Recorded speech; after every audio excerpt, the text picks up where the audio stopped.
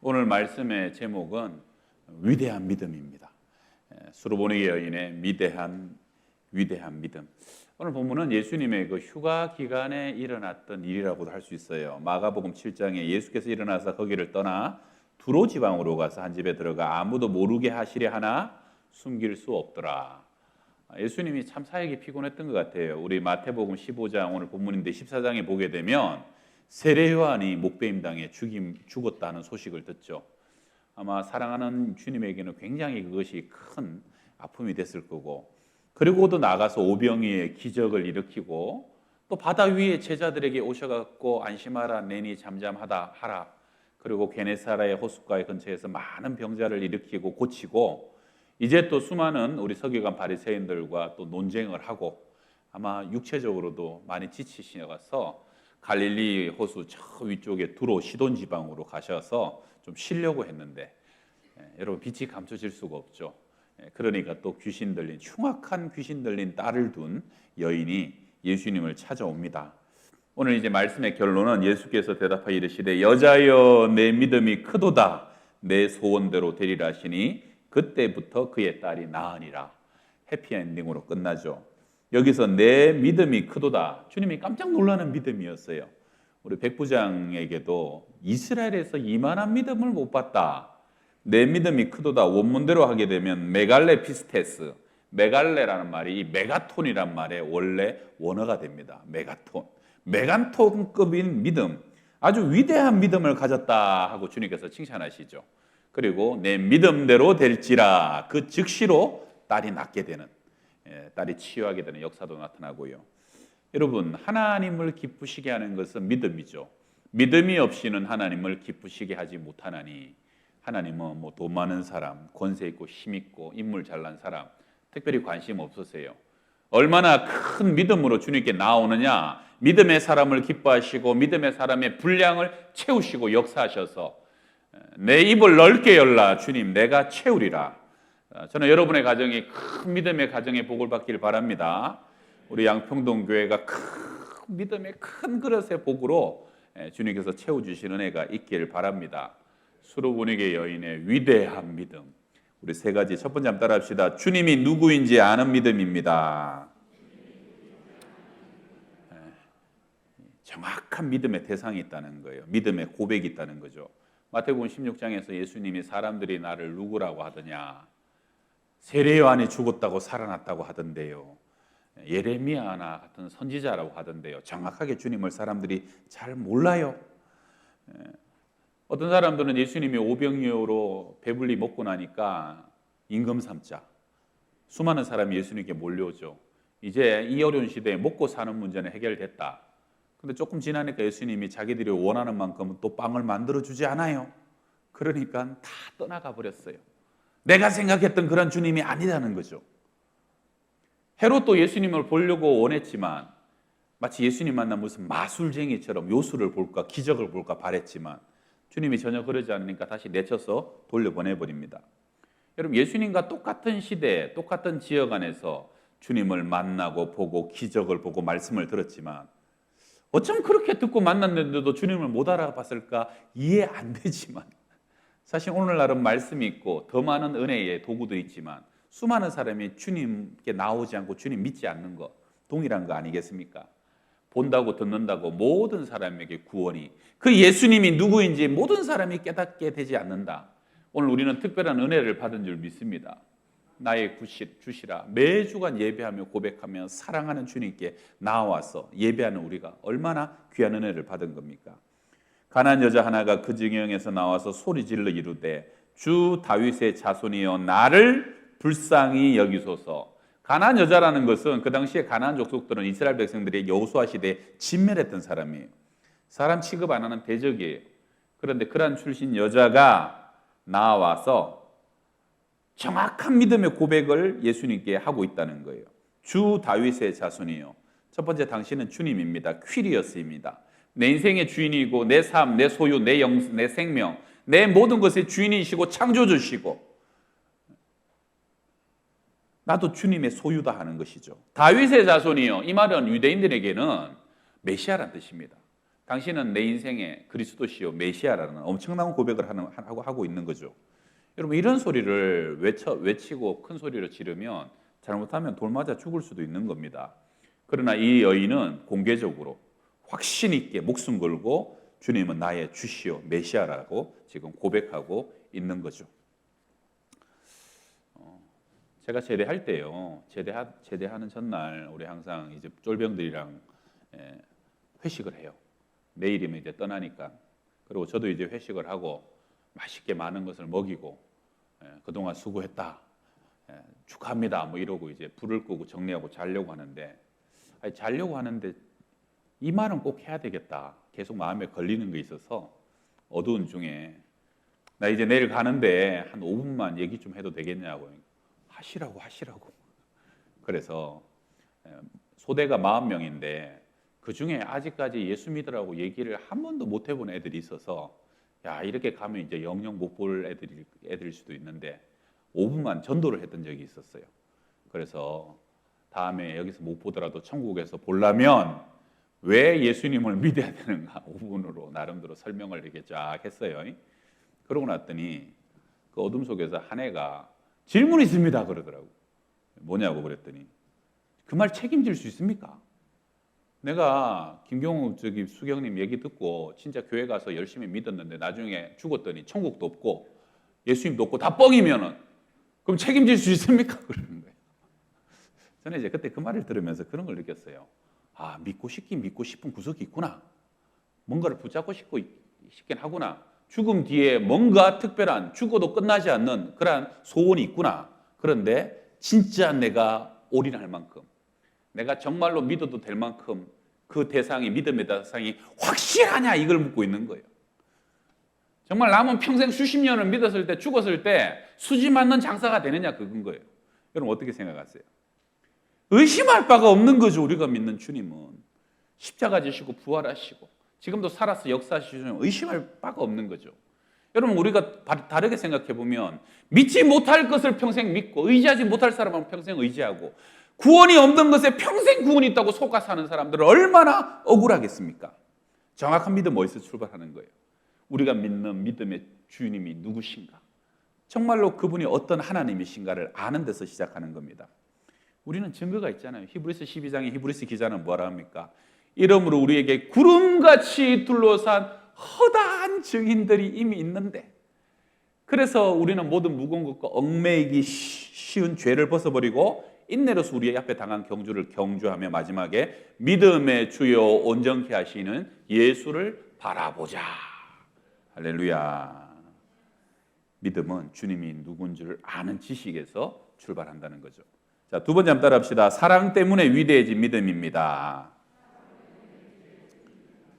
가난한 여자 하나가 그 지경에서 나와 소리질러 이르되 주 다윗의 자손이여 나를 불쌍히 여기소서. 지금 본문을 보게 되면 귀신 들린 내 딸을 불쌍히 여겨달라는 게 아니라 주님 나를, 이 어미를 나를 불쌍히 여겨달라고 얘기하고 있어요.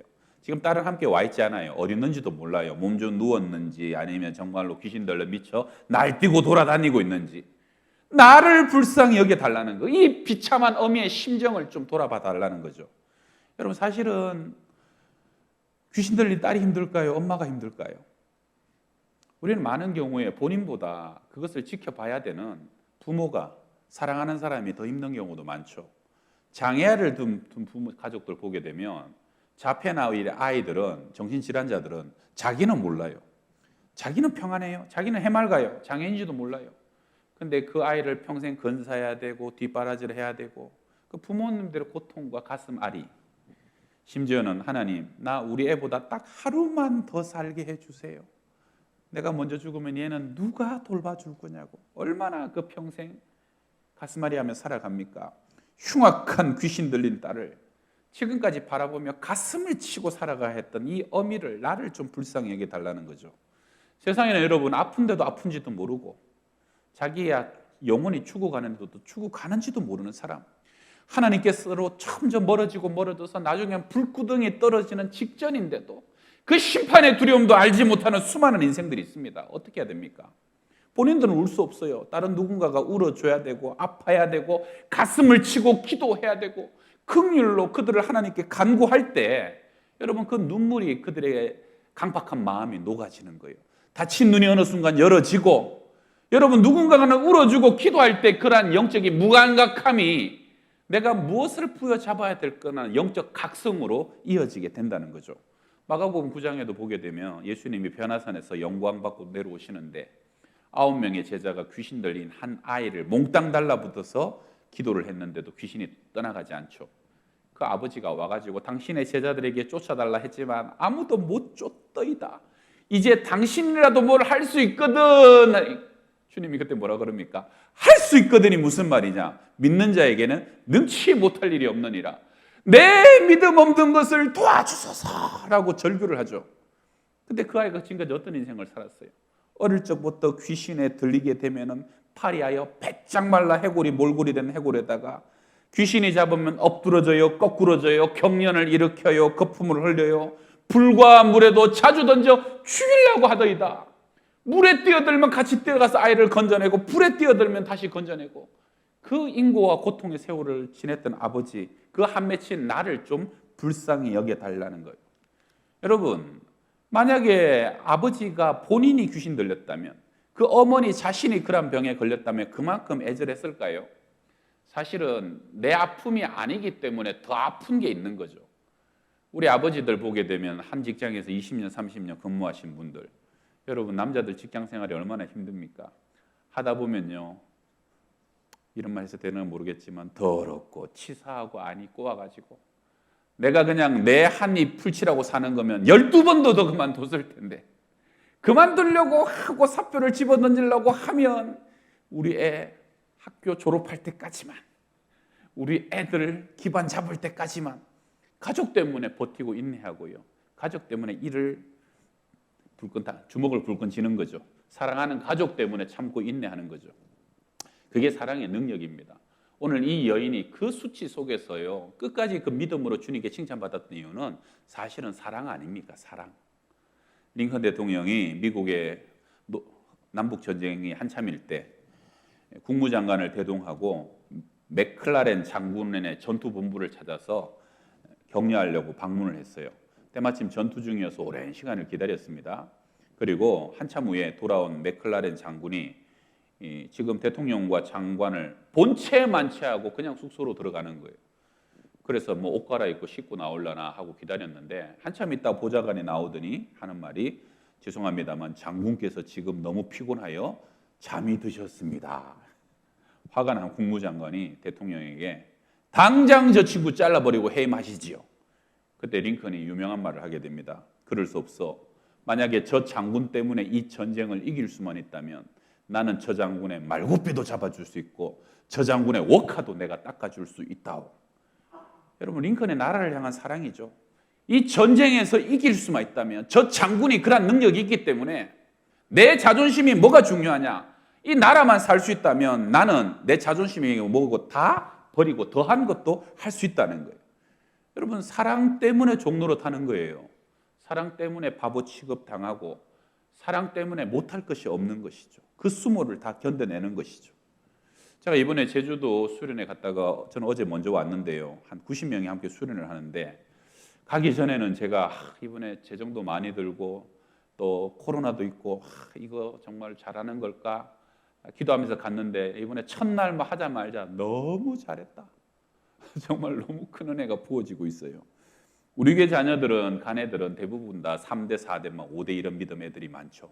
근데 거기 애들은 태반이 1대 믿음, 혼자 믿는 애들 그리고 결손가정 애들도 적지 않고 금요일 날 밤에 오선아 작가라고 이분이 여자분인데 청소년을 상담을 업으로 하시는 분이에요. 야 강의를 너무 잘하시더라고요. 와가지고 처음부터 막 눈을 뗄 수 없도록 그냥 스토리와 얘기로 이어가는데 말은 또 얼마나 빠르는지 아유 우리는 뭐 안 따라가면 정신을 안 차리면 그냥 뭔 말한지 모를 정도로 정신을 바짝 들게 해서 한 70분, 80분을 얘기하는데 근데 이분이 얘기만 재밌는 게 아니라 아이들에게 긍휼이 넘쳐요. 얘기를 듣고 있는데 막 가슴이 움찔움찔하는데 나중에 이분이 제일 마지막에 오늘 여기 왔더니 아이들 이름이 조별로 다 이렇게 붙어 있는데 요즘 이렇게 조별로 촌스럽게 붙어 있는데 별로 없는데 이 교회는 붙어놨다는 거예요. 근데 이분이 그걸 사진을 찍고 갖고 와갖고 이상하게 오늘 다른 데서 이러지 않는데 여러분의 이름을 다 불러주고 싶다고. 그래가지고 한 사람 한 사람 이름을 부르는 거예요. 한 주씩 부르고 난 뒤에 경우야 힘들지? 힘내. 또 쫙 부르고 하나님이 사랑한다. 이러면서 하는데요. 청년들 이름도 들어있었거든요. 정말 그 이름을 부르는데 주님이 불러주는 것 같아요. 나중에 얘기 들어봤더니 청년들이 여러 명이 그 이름 듣다가 우는 거예요. 울음보가 터진 거예요. 처음 오는 사람이 뭐 알지도 모르는 사람이 이름 불러주는데 뭐가 대단하다고. 근데 은혜가 있으니까 이름을 불러주니까 가슴이 벅차고 가슴이 막 움찔움찔한 게 그 속에 하나님의 사랑의 강물이 점점 흘러오기 시작하는 거예요. 집회 끝나고 기도하고 막 아이들이 그러고 난데 제가 다니면서 몇 명만 사랑하고 축복한다고 안아주고 해주라 그랬더니 제주도에 모르는 애들이 제가 뒤에서 구경하고 있는데 저한테 와서 목사님 사랑해요. 사랑한다고 그래요. 저를 보고. 내가 당황해가지고 사랑한대. 여러분 근데 그 애들 중에 상당수가 그 교회 처음 나오는 애들이에요. 하나님이 누군지도 예수님이 누군지도 몰라요. 어떻게 그렇게 믿냐고 막 그렇게 질문하는 애들이 있어. 첫날 제가 첫 번째 날 구원 특강을 했거든요. 제가 좀 잘 설명합니까? 근데 그때는 애들이 별 변화가 없는데 둘째 날 누군가가 자기를 사랑해 주다고 하니까 애들이 얼굴빛까지 다 달라지는 거예요. 눈빛이 달라져요. 여러분 믿으려고 믿는 것이 아니라 사랑받기 시작하면 믿어지는 거예요. 사랑하기 시작하면 믿어지는 거예요. 믿음의 기반은 사랑입니다. 사랑 때문에 믿는 거예요. 믿으십니까? 하나님이 세상을 이처럼 사랑하사 독생자를 주셨으니 그 사랑과 그 독생자 그 십자가 깨닫고 그 사랑을 느끼면요 안 믿어질 수가 없는 거예요. 그 속에서 완전한 믿음의 역사와 능력이 시작되게 된다는 겁니다. 여러분 사랑해 보십시오. 그 사랑 때문에 더 큰 믿음으로 주님 앞에 나아가게 되는 것을 믿으시길 바랍니다. 우리 세 번째 한번 따라합시다. 시련으로 더 강해지는 믿음입니다. 우리 야고보서 1장 여기 좋은 말씀인데 같이 한번 읽어요. 시작. 내 형제들아 너희가 여러 가지 시험을 당하거든 온전히 기쁘게 여기라.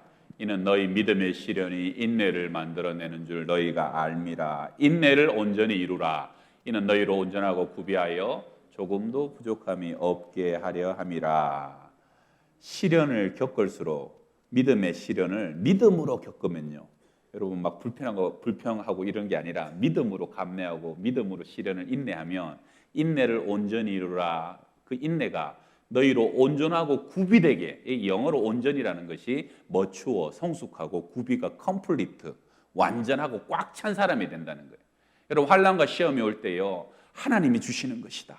믿음으로 참고 인내하고 주님 끝까지 바라보면 그것이 시간이 지남에 따라 내가 성숙하고 있고 깊이 있는 사람으로 변화되고 그리고 듬성듬성했던 우리의 내면과 인격이 꽉 차가지고 완전한 사람으로 부족함이 없는 사람으로 하나님이 세워주신다는 거예요. 그래서 사도 야고보는 너희가 여러 가지 시험과 시련을 만나거든 기쁘게 여겨라.